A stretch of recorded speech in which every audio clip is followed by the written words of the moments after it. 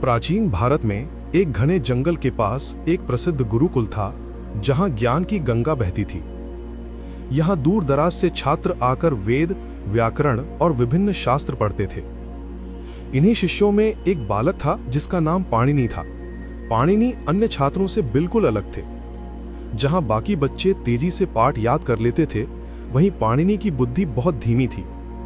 उन्हें कोई भी पाठ समझने और याद करने में बहुत समय लगता था। उनका मन पढ़ाई में कम लगता था और वे अक्सर उदास रहते थे। उनके गुरु, जो सभी शिष्यों को समान रूप से ज्ञान देते थे, पाणिनि की स्थिति से बहुत चिंतित थे। उन्होंने पाणिनि पर विशेष ध्यान दिया, लेकिन बालक की ओर से कोई खास सुधार नहीं दिखा। एक दिन गुरु ने बहुत सोच विचार के बाद भारी मन से पाणिनि को अपने पास बुलाया। गुरु ने बहुत ही निराशा भरे स्वर में कहा, बेटा पाणिनि, मैंने तुम्हें पढ़ाने की बहुत कोशिश की, लेकिन मुझे लगता है कि तुम में विद्या ग्रहण करने की क्षमता नहीं है। तुम्हारी बुद्धि इस ज्ञान को स्वीकार नहीं कर पा रही है।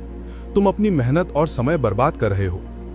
बेहतर यही होगा कि तुम गुरुकुल छोड़कर अपने घर लौट जाओ और अपने जीवन में कोई ऐसा काम करो जिसमें तुम्हें सफलता मिल सके।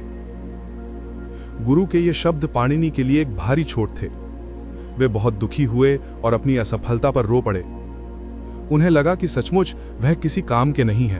उन्होंने गुरु को प्रणाम किया और भारी मन से गुरुकुल छोड़कर अनिश्चित मार्ग पर चल दिए। गुरुकुल से दूर जाते हुए पाणिनि एक सुनसान रास्ते से गुजर रहे थे। उन्हें बहुत जोर की प्यास लगी, इसलिए वे पानी की तलाश में एक कुएं के पास रुके। वहां उन्होंने एक असाधारण दृश्य देखा। कुएं के मुहाने पर, जहां से पानी निकालने वाली रस्सी बार बार घिसती थी, वहां के पत्थर पर एक गहरा स्पष्ट निशान बन गया था। यह निशान रस्सी के आकार का था। पाणिनि ने पास ही खड़ी एक गांव की महिला से पूछा, माता, यह पत्थर इतना कठोर है और यह निशान, क्या किसी ने इसे चीनी से बनाया है? महिला ने हंसकर जवाब दिया, नहीं बेटा, यह निशान छेनी से नहीं बना है। हम रोज इसी पतली और नरम रस्सी से पानी खींचते हैं। जब यह कोमल रस्सी हर दिन बार बार बिना रुके इस कठोर पत्थर पर रगड़ खाती है, तो समय के साथ यह घिस घिस कर ऐसा निशान बना देती है।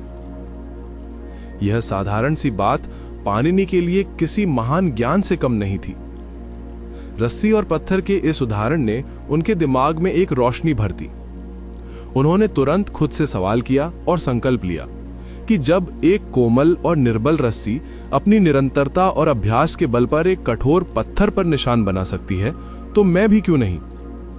अगर मैं अपनी बुद्धि को बार बार अभ्यास से लगाऊं, तो क्या मैं अपनी इस कमजोर बुद्धि को तेज नहीं कर सकता?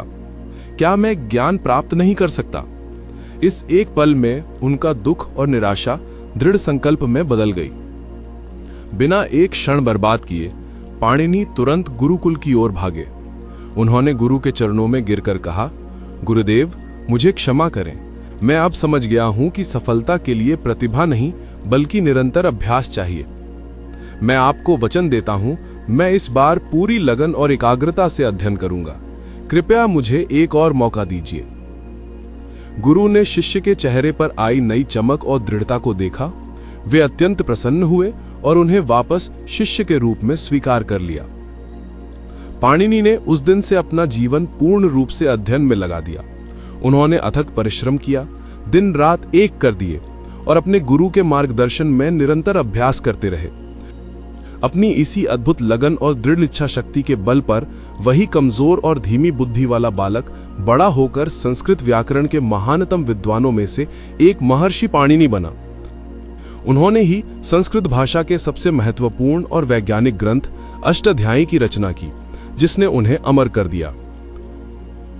सीख: यह कहानी हमें सिखाती है कि हमारी योग्यता से अधिक हमारी निरंतरता और समर्पित प्रयास मायने रखते हैं। यदि हम बिना रुके लगन के साथ प्रयास करते रहें, तो कोई भी बाधा हमें महानता प्राप्त करने से नहीं रोक सकती। करत करत अभ्यास के जड़मति होत सुजान।